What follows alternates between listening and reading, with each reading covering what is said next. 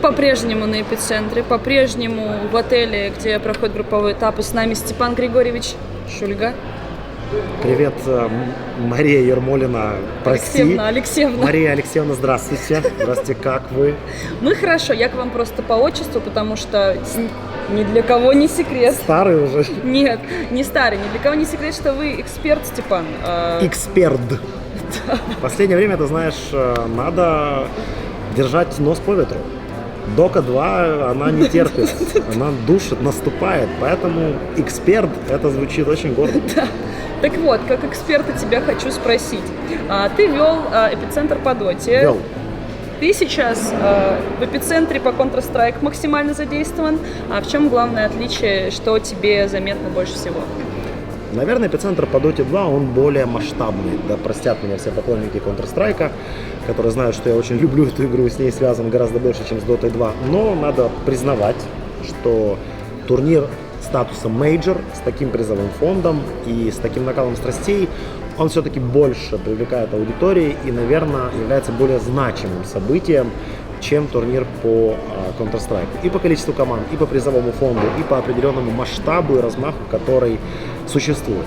Мне кажется, что еще немного отличаются игроки. Вот в КС... А это правда, кстати, да? В КС в последнее время ребята держатся совсем уж близко, скажем так, друг к другу, как мне кажется. А у ребят в Доте чуть больше свободного общения с друг другом. Хотя, возможно, это я себе надумал. На этом турнире, на турнире Эпицентр, сейчас отсутствует команда Астралис. Первая в рейтинге. Да, боже мой. Поэтому твой предикт на исход турнира? Очень тяжело сделать какой-то предикт в начале турнира. Ты же знаешь, да, что если ты обладаешь таким чудесным знанием, то ты знаешь, как заработать деньги. Я думаю, я бы очень хотел, чтобы в финале этого турнира встретились Liquid и Na'Vi, потому что это две команды, которые вот подобрались вплотную к Астралис, и это очень логично. Хочется посмотреть, как воспользуются приглашением на турнир, потому что практически так случилось, что Hellraisers запрыгнули на подножку уходящего поезда, и будем надеяться, что эта подножка очень крепкая, и вот сейчас у них игра с Na'Vi буквально минут через 10.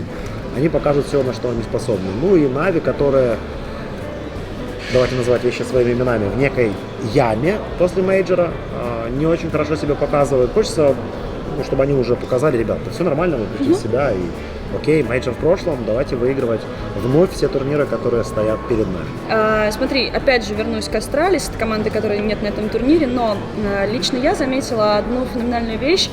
Они выигрывают. Это да, и они выигрывают, и мне почему-то кажется, я это связываю с тем, что у них отличный психолог, и все об этом говорят, все об этом знают, вот этот феномен ее работы, огромный с командой, он приносит свои плоды. Как ты думаешь, стоит ли другим командам брать пример с Астралис и их модели управления командой, работы с командой? Или это все-таки вот я надумала такое себе? Давай называть вещи своими именами. Прежде всего, она не психолог. Не психолог. Не психолог, да. Так ее называют. То, что я знаю, делала эта прекрасная девушка в Астралис. Она запретила им пользоваться какой-то частью смартфона, какой-то частью социальными сетями. Немножко пересмотрела и прям показала, что питаться правильно – это неплохо. И это отразится на вашем результате. А это важно, потому что скачки сахара в крови реально влияют на реакцию людей. Она же немножечко, чуть-чуть, насколько я знаю, подтолкнула парней к тому, что заниматься любительским спортом на своем уровне. Да? То есть это не значит, что ты как киберспортсмен с утра берешь и пытаешься превратиться во фриказоида, если ты понимаешь, о чем я, да? Либо в Пашу. Это невозможно. Но легкие нагрузки, которые освобождают разум в том числе, дают еще и ментальную стабильность, в любом случае помогают играть. И на примере Астралис мы это видим. Да. Это тема, наверное, для какой-то отдельной огромной статьи, но просто говорить о том, что у нас неправильно, вот знаешь, психолог, это мы воспринимаем психолога. Да, у тебя что-то не так с головой, сходи ты к психологу. Да. Это просто работа с командой, работа с ее состоянием, с ее взаимодействием с друг другом. Вот что есть у Na'Vi? Допустим, есть Миша, который наблюдает за процессом с точки зрения тренера.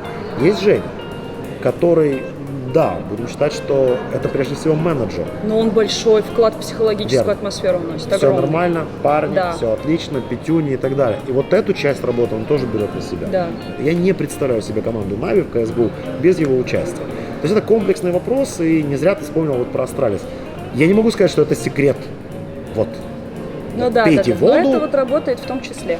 пей воду, ешь кашу, и ты будешь играть в CSGO лучше. Нет, но это просто еще один кирпичик, да, вот в эту стену силы Астралис. И еще вопрос, прокомментируй, пожалуйста, сегодняшнее утреннее вот это вот противостояние Фриказоид, бицепсы, как это все закончилось, и вот твое мнение по этому поводу. Virtus.pro покинули турнир. О больном сейчас хочешь? Давай да? немножко о больном, ну да. Хочешь о больном? Да. Ну ты-то не виновата. Я-то не виновата, ребят.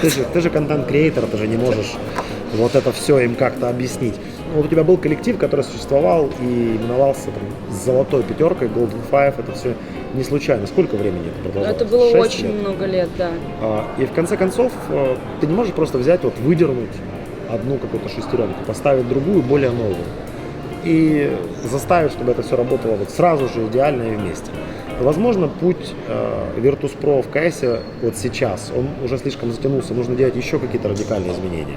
Но кто я такой, чтобы об этом говорить? Эксперт. Да, со стороны всем кажется, что что-то не работает. Но ты не можешь просто сказать: так, ребята, 5, все, до свидания, мы берем новых, и все начинается заново. Возможно, для кого-то это путь. Для кого-то, для какой-то другой команды. Но сейчас нельзя требовать от Virtus.pro чего-то. Нет, конечно, все фанаты вправе требовать. Там требуют в комментариях уже только в путь. И все фанаты всегда и говорят, что какая нам разница, что у вас там происходит, и кого вы там поменяли. Верните мне мое Virtus.pro. Мой клуб. Я хочу Да, конечно. make Virtus.pro great again. Да. Завтра, сейчас же, желательно. Но это процесс долгий. Надеюсь, что все у них получится. По поводу Фриказоида и Паши бицепса, это просто деталь. Ну, она забавная, да. Есть два парня, которые в отличной физической форме с огромными руками. Это забавный эпизод, знаешь. Это прикольно.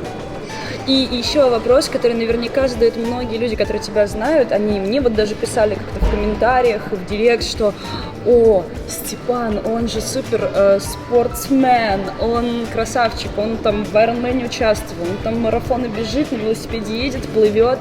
Давай буквально 3 совета молодым людям, которые смотрят Миссис Марпл, как начать себя в спорте, не в киберспорте, в спорте, как начать вот заниматься вот этой активной спортивной жизнью. Есть ли шанс у тех, кто вообще спортом не занимается?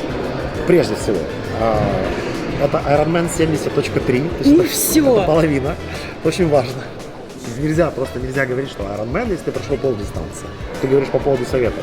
Посоветуйтесь с тренером, его можно найти. Не делайте сразу много, потому что это очень сильно отпугнет и приведет к травмам. Делайте мало и потихонечку наращивайте нагрузки. Не стесняйтесь читать, спрашивать, узнавать, потому что в интернете очень много всего написано. Спасибо тебе большое. Отпустим тебя работать на пресс-вольчике, на турнирчике. Желаем тебе много сил, много сна по возможности, если получится, восстанавливаться, конечно. И великолепного перформанса на сцене Эпицентра. Peace. Папич. Где Папич? Где?